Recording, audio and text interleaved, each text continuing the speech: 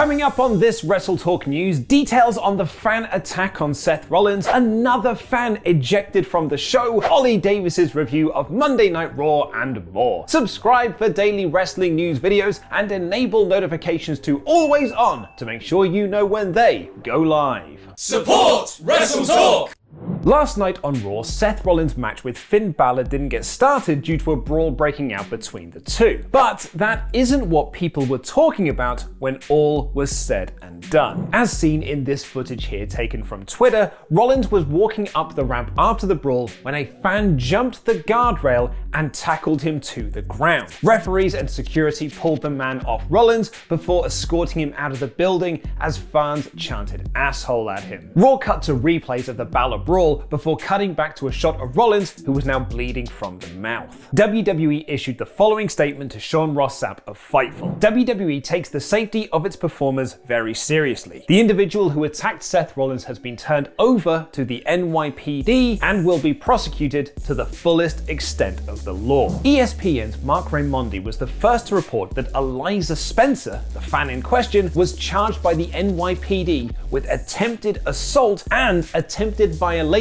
of arts and culture affairs. Eliza Spencer is 24 years old. Rollins also refused medical attention following the attack for the swelling on his lips, but Dave Meltzer noted he had that swelling from the altercation with Balor already. I think this goes without saying, but don't do this. Don't jump the barricade and attack wrestlers. If you're watching this, don't do that. And also don't be like Chavo Guerrero, who tweeted, "Remember when the wrestlers were tougher than the fans? The good old days." I think it goes without saying, but don't tweet that either. But it wasn't just that fan that was removed from WWE Raw last night, as during a 7-on-7 lumberjack tag match after the show went off the air, Alex McCarthy of TalkSport and Wrestling Daily tweeted, "More weirdness from the crowd as the guy in blue gets ejected." No idea what was said, but Montez Ford waved him off with both MVP and Sami Zayn getting animated. I think it goes without saying, but don't do that either. What you should do though is watch Ollie Davis with a word from our sponsor.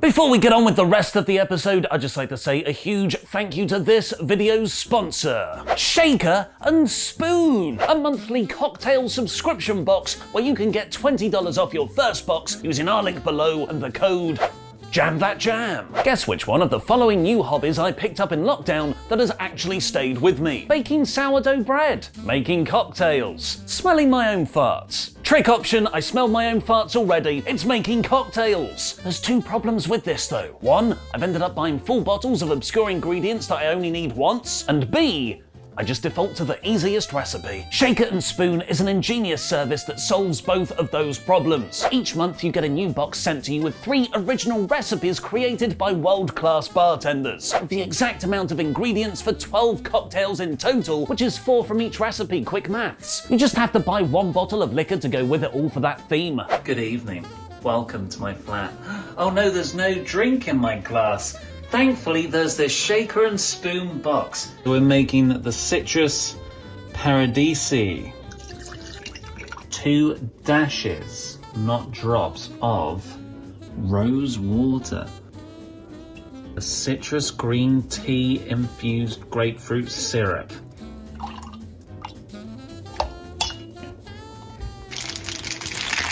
And now the moment of Monty. Oh, I can smell it.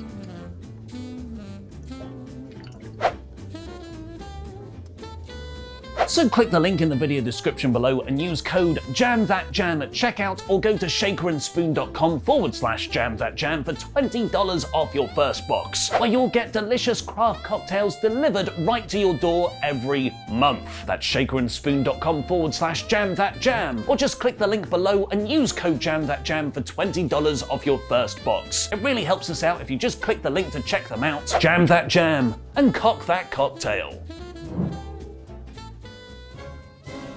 Now it's time for my review of last night's Raw in about 5 minutes. It's easy to get so lost in all the negativity around us right now that you forget what a truly special time for wrestling we're living through. AEW had the epic, years-long saga of Hangman Page and Kenny Omega, and thanks to competition rising the tide of all ships, WWE have answered with the egg.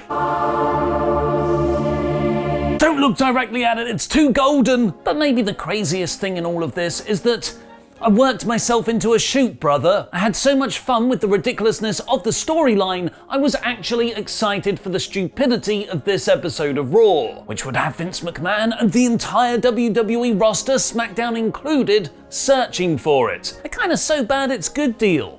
Unfortunately, like most of Raw since September, it was just so bad it's boring. To group all the egg stuff together, as it was scrambled throughout the episode, the show opened on Vince McMahon mumbling a threat that he'll fire Sonya Deville and Adam Pearce, and announced the superstar that brings him the information on the Egg's whereabouts would get a WWE Championship opportunity. This prompted a swarm of undercarders going from one room to another backstage, tearing up tables to find a clue. But it was Sami Zayn who took advantage, bringing in Austin Theory, who had just borrowed the Egg to take a selfie with it. We never got an explanation of why Sami knew that, but Vince respected Theory for coming in here and admitting it, even though it was Sami who brought him in, presumably by force, and gave Austin the title shot for the main event over Zayn, because no one likes a snitch. Still thinking about that steroid trial, are we, Vince?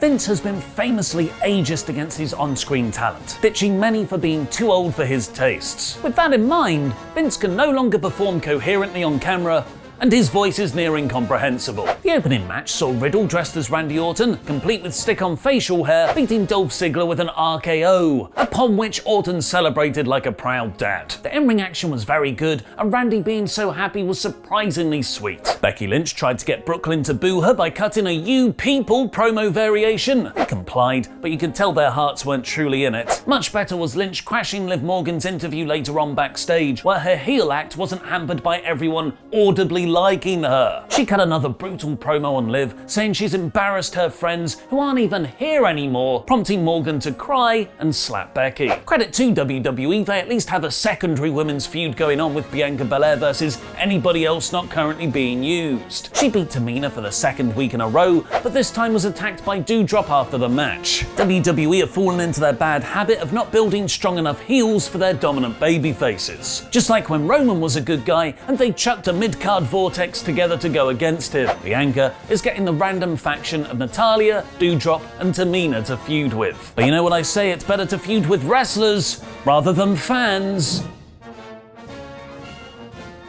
Seth Rollins gloated about being the sole survivor on Sunday and then brawled with Finn Balor rather than actually having their advertised match, laying him out with 2 stomps. But it was the post-match that made the headlines. As Luke's already said, as Seth was leaving up the ramp, a man tackled him to the ground. He sort of ran in as fast as Seth did when he cashed in the briefcase. The camera lingered on him for a bit, with the commentary team kind of referencing it like a surprise run-in, presumably thinking they're reacting to a surprise worked angle, but then the show completely cut around it and never referenced it again. I tell you, this would not happen if all the wrestlers had knives and guns on them.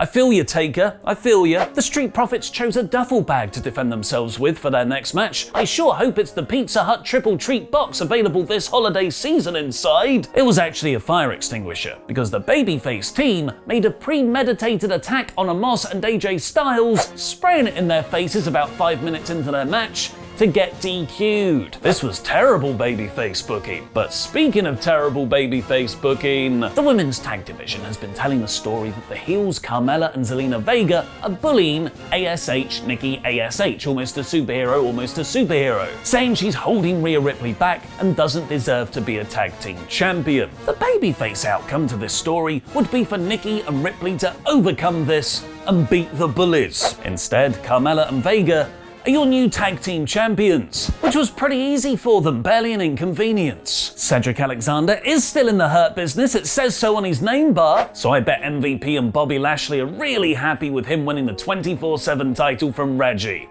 and then dropping it to Dana Brooke immediately after. She said it's time to show the world who she really is, which would be handy because I swear she's a different person every time I see her. Bobby Lashley wants to hurt your kids. And in more fundamentally terrible booking, he took on the father and son team of Rey and Dominic Mysterio, where the babyfaces had the numbers advantage. Didn't matter though, because Bobby speared Rey and then topped out Dom in the Hurt Lock. I don't know if Adam Pearce is still part of this feud. Damian Priest issued an open challenge for his United States title, which brought out Apollo Crews and Commander Aziz to not accept. Priest beat Sami Zayn instead, and the main event saw Big E beat Austin Theory because Theory got distracted by Seth and Kevin Owens arguing at ringside, two guys who really have no affiliation with him. Big E then stood tall over Rollins, hitting a big ending in a filler of a main event. What did you think of Raw? Let me know in the comments. 70% of you voted for Fan Attacks are dumb in our poll on a poll match on the community tab. The Egg will be furious. This was a nothing follow-up show to a nothing Survivor Series. Theory got elevated to the main event because of an egg, but was never really pushed. There was a women's tag title change that I didn't care about. And WWE can't book baby faces competently,